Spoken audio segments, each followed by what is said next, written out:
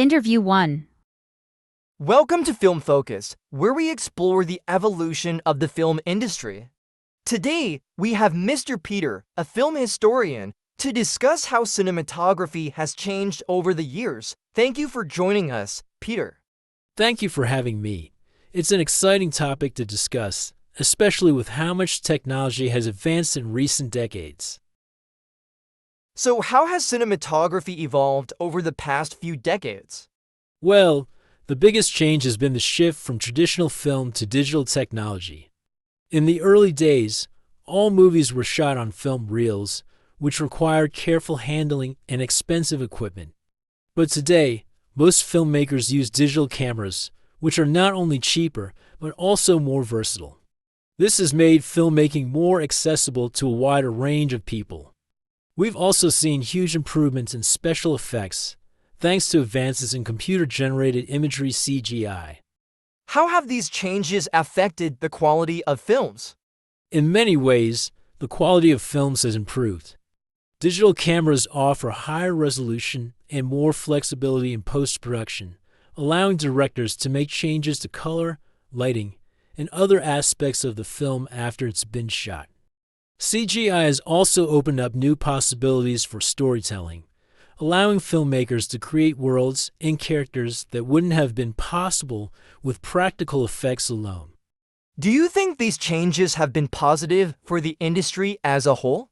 Overall, yes, but there are some who argue that the over-reliance on technology, especially CGI, can sometimes take away from the authenticity of a film.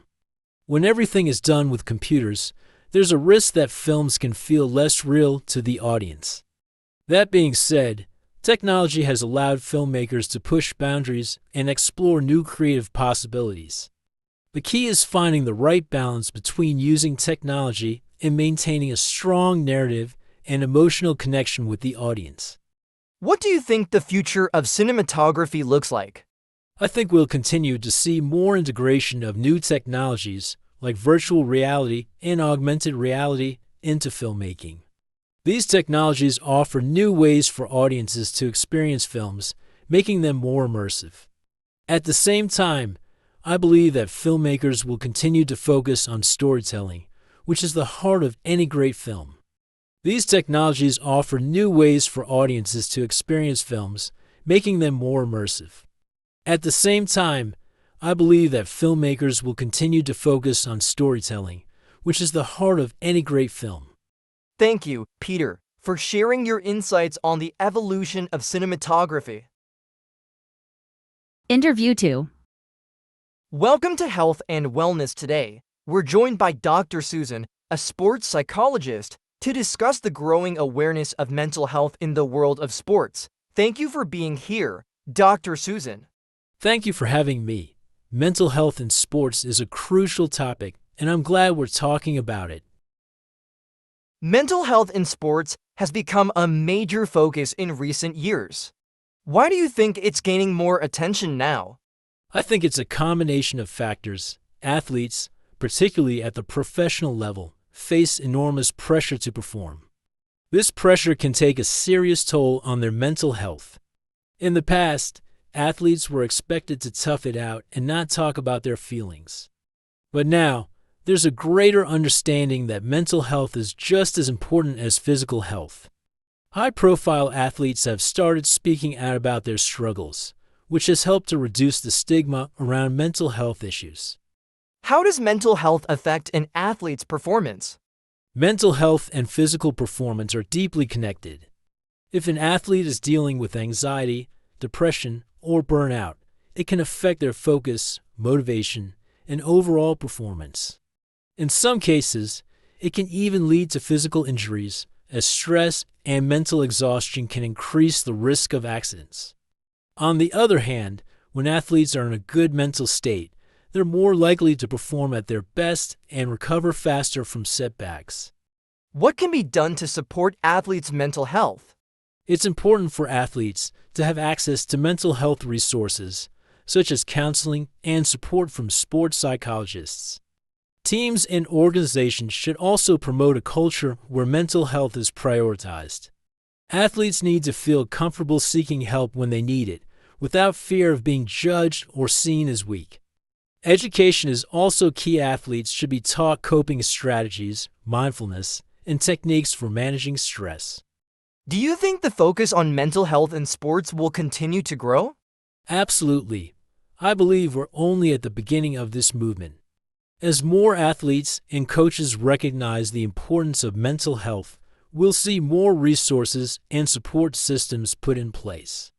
Mental health is essential for long-term success, not just in sports, but in life. Thank you, Dr. Susan, for sharing your expertise on this important topic.